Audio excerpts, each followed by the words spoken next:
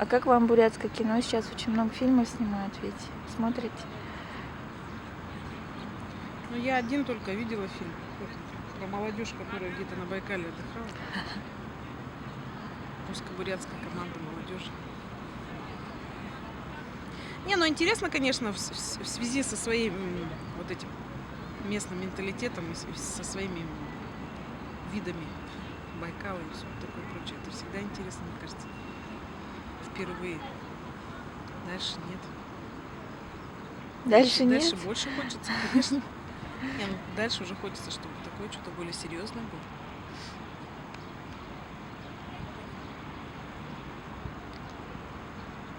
Вот, Булак очень серьезный. Вот я его не видела, к сожалению. Когда он шел, даже бесплатно что-то я... Было такое время напряженное, видимо, он же весной где-то шел, что не до того было. Хотела сходить.